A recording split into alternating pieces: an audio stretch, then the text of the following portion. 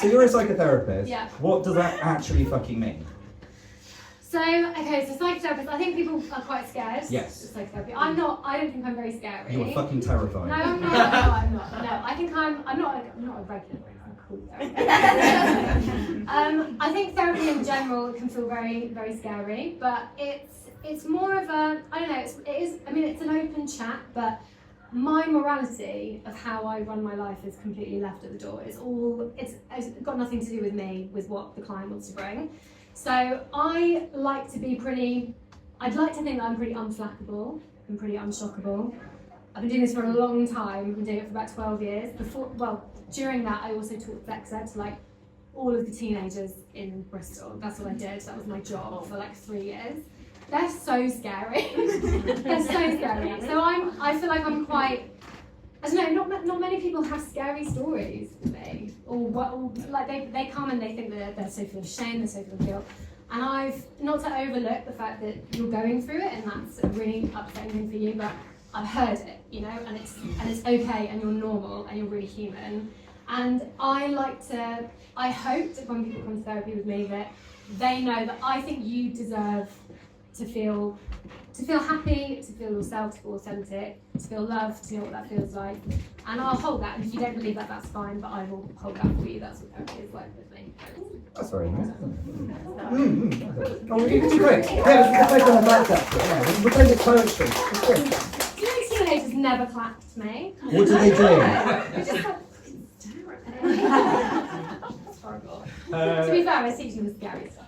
Okay, what's the scary stuff? Like I would teach them about porn, and that was scary for them. I would teach them about consent, and I would teach them about like STIs and safe sex and pleasure. That was my main thing. I wanted to make sure that everyone was having a really good time. Some people don't like that. Teachers don't like that. That's why I'm coming in and teaching all of their teenagers. But I especially want to make sure that like girls have a good fucking time. That's what I'm doing. I don't know if this is your remit, but how do you make that happen? Asking for a friend. See me after. Hang on, that sounded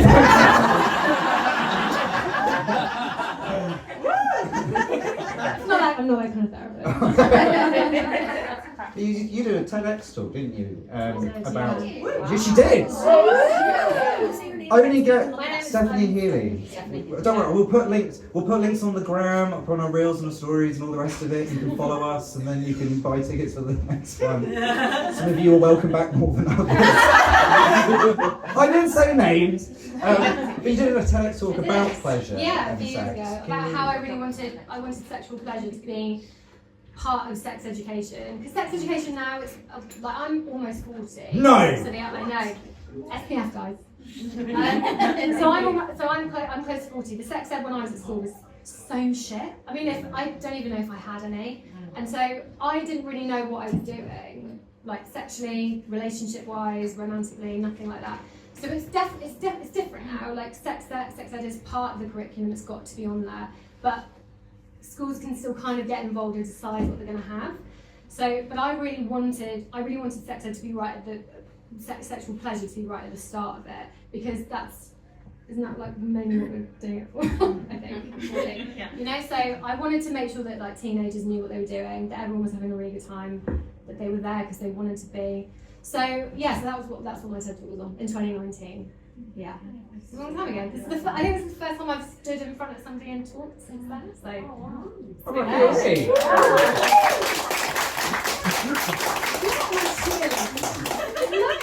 You like it now? We'll get too much of it. Hey, I love it. Kind of in your own practice then, how does kind of like sex dating relationships come up? How does it act out? I think it comes up, I would say like 85 to 90% of the time. Oh, really? People might come to therapy for like a specific thing. Yeah. Maybe like a phobia or like generalised anxiety, but I think the majority of people come because something has been really awakened, because they're dating, because they've been with someone for a really long time and they're like really fucking bored, or they don't know what they're doing with their sex life. So I think it's one of those things that again, because we don't talk about it, or we talk about it with our friends, but it's not like a wider thing, and so it's become really normal for it to kind of be in the shadows, I think, and I don't want that to happen. Like, sex and relationships are really hard, I think. They can be really simplistic, you can scale it back and you can make it work for you. If you don't really know where to start, then that's really difficult. And your version of like sex and relationships is going to be different to mine. That felt really personal for a moment. And I think it's different for everybody, but I think therapy is a really good place to go and try it out, and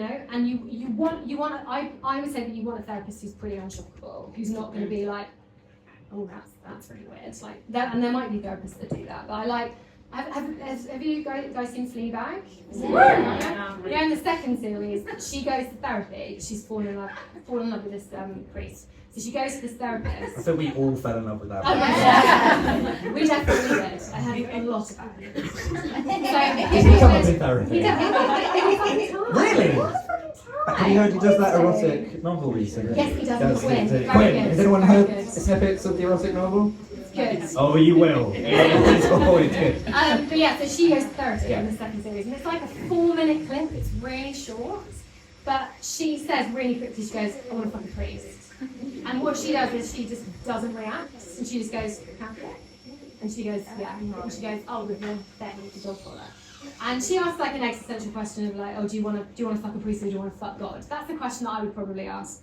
But in this, she just doesn't. There's no worry about it. There's no concern. She doesn't judge you at all. She doesn't look at her and go like, "That's really immoral." She goes, "Yeah, okay, I get it." And that's what you want in therapy. And I think having that space where you go and talk about whatever is going on for you, whilst you're trying to figure out, whilst you're probably up against your own moral code. Maybe you think something, but you're behaving in a different way, and you're like, "What the hell am I doing?" Therapy is a great place to do that. So go to therapy. It's a good time. But what do you do? I'm already thinking for many people, like the big fear is there might be guilt or shame about something. That's certainly something I've faced in the past. Like, you go, "Oh no, I don't want to tell you what I know you're a therapist, I know it's a safe space, but I don't want to talk about what's going on in here. Because I don't want to admit what's going on in here." Is that really common? Yeah, all the time. And I think I've been doing this for, how long have I been doing it for? 14 years. It's been a long time. So when people come in, I can kind of see that they want to say something, but maybe they're not, and I might tease it out of them. But I also think I know what they're going to say. Like, guilt and shame follow us around like a fucking bag smell. And if you feel like you've got a particular moral code and you're somehow going against it, and you're trying to figure that out, then you don't need me to apply any guilt or shame to you. I'm never going to do that, because the way that you behave has got nothing to do with me. You're always, like everybody who comes in through my door, you're all good people, there's not many bad people. You're all good people, you're all trying your best. You're all trying to get the great love story, and you want to be someone else's great love story. And so guilt and shame is one of those things that, like, I see it, I know it's coming, I know it's around you. But like, I'll hold it for you. You don't need to carry it around with you. That's what I would say about guilt and shame. That's great. I'm generally quite moved by that. Yeah. So you find, we can applaud. That's okay. Very lovely. And then, do you find there is a catharsis then? How do people reconcile then what's going on in their head? I think there's something really powerful about saying something that you feel really ashamed about out loud, and having somebody not run away, or not be like, that's really weird, you should keep that to yourself. I'm never going to say that. And whatever you tell me, whatever you say in therapy, if you've got a pretty astute therapist, whatever you're going to say, they've either heard before, or like, it's not going to affect anything. You can say it out loud, and it can just be in the room, and then you can leave it there. You can go home, it's there. You can come back and sort it out the next week, So so I think it's just one of those things that I think it's, people wear it like an old cardigan, and you can just take it off at times. It's a very normal thing. Nice. Now we are in Bristol. We are in Bristol. Bristol is you are weird people in Bristol. You are weird people. Cheltenham's weird. I've been to Cheltenham. But are there any particular flavours to kind of therapy in Bristol, or like the sort of things that perhaps coming out more in Bristol when it comes to like sex and relationships that people are exploring with Well, you? like themes of people. Yeah. Polyamory is massive in Bristol, like so massive. So for those who don't know what polyamory Polyamory is multiple relationships, and sometimes it can be dressed in the guise of like an open sexual relationship, or it's full-on relationships. There's many. I think the important thing about what we know about relationships is that it's going to move always. So what is kind of a current thing now, in 20 years' time is going to be completely different, and it's just a landscape that moves fairly quickly. So polyamory is really big in Bristol, and there's a huge community of people who, they go to meetups and maybe there's kind of sexual sides to it, and also plenty of people just do it in private, and it's not a huge community that they're part of, but it's just the way that they like to live their lives, and there's no right or wrong way to do a relationship or have sex. So it's consensual, and all good. And do people come and then when they're talking to you about it, is it because they're like, do they come as a couple or as they coming? No, I usually get people come on their own. Okay. Because in relationships, so much gets woken up in terms of like insecurities or old past things. If they've had a shitty relationship, and sometimes abusive partners really pave the way for really lazy ones, and you've got to really kind of come over that. So it's usually I get people coming in on their own. So polyamory is a really big one, whilst they try and maybe navigate that. Maybe monogamy hasn't been for them, they want to try it out, they want to know what that looks like. So I think probably Bristol is quite far forward in terms of how they want to do relationships and sex, which I think is quite cool. And then what's something that we can all do to kind of improve our own approaches to sex, dating, relationships? And maybe it's worth kind of breaking it down into those three. Maybe let's start with the relationship. I feel like we should end on sex. Okay. So to speak. But let's start with a relationship first and see how we go. What's one thing we can all do you think, to improve our relationships? I would stop seeing forever as the measure of a successful relationship. I would say any time that you have a casual relationship, or you have a one-night stand, or you have a 6-month relationship, or a 3-month relationship, or a marriage, or a divorce, see it as a success, reframe it as something that is successful. Because it's such a weird, outdated idea that like, if you're with someone forever, then you cracked it, it's great. Actually, I know those people who were together forever and they fucking hate each other, and I wouldn't say that that's successful. You deserve to have good relationships, and you deserve to be a good partner within that. So in relationships, I would say that, like, treat it as successful all the time. Dating? And I would, Sorry, dating? Dating. I'm going to say something probably quite controversial. I would say get off apps. Oh, get off apps. I'd get off the apps all day. Yeah. Stroke out there.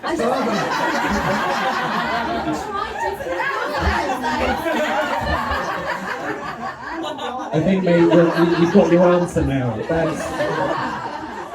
I think what's good about like Strava, even though it's not an app, it's like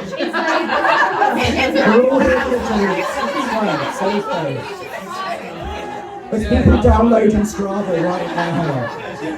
And then they realise that it has to involve exercise, and they're like, don't worry, McDonald's also has an app. So get off apps. I would start living a bit more. If you're thinking to yourself, I want to meet a partner who's really, really fun, I would make sure that you're having fun in your own life. Get off the apps and do it yourself. If you really want if you're thinking about, I really want a pleasurable relationship, I want somebody who's going to give me loads of pleasure, you need to prioritise that for yourself.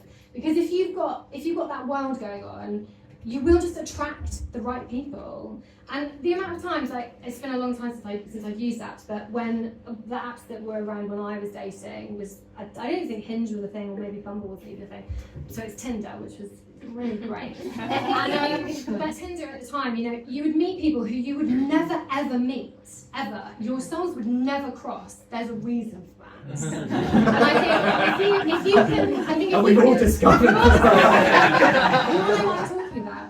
So if you can, like, prioritise prioritize your own hobbies, your own loves, because I think we really over prioritize romantic love, and we don't keep an eye on the rest of our relationships, and we don't keep an eye on our own engagement with the world, right?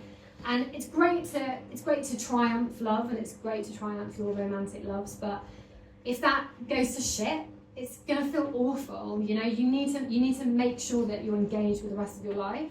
So I would, if you're dating and if you're finding it really hard, I would come off the apps and I'd maybe deprioritize it completely for a while and just really fucking enjoy yourself and really find out who you are. That's what I would say. I've got a really good thing about is that if you're dating and you're casually dating and you're finding it like really difficult and you're trying to get a second date with someone, or that person's not messing you back, it's really great to be empathic and understand why people act in a certain way, but you do not have to tolerate the behaviour.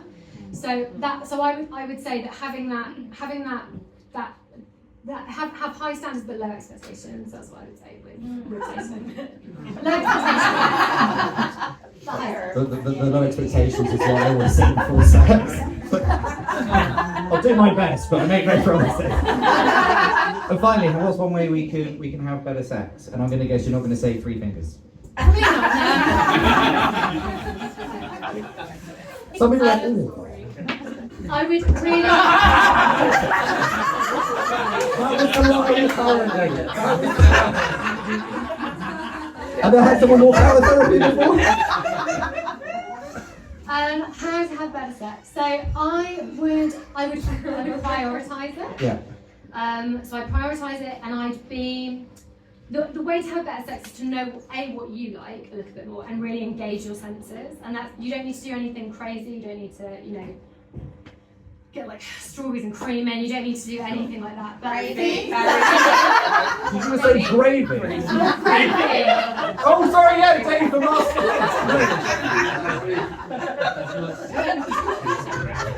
That's a callback from a month ago.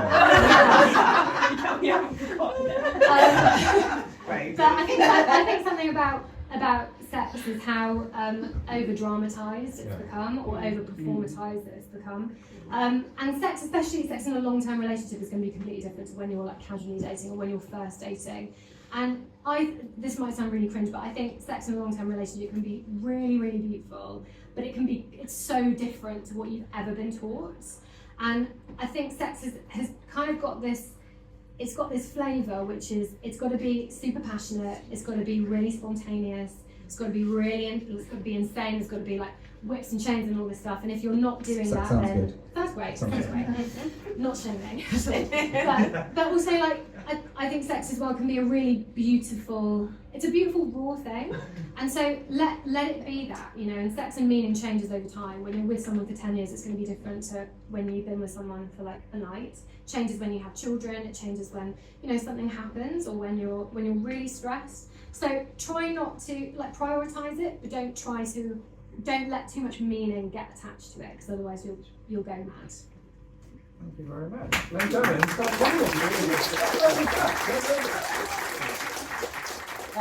we're going to take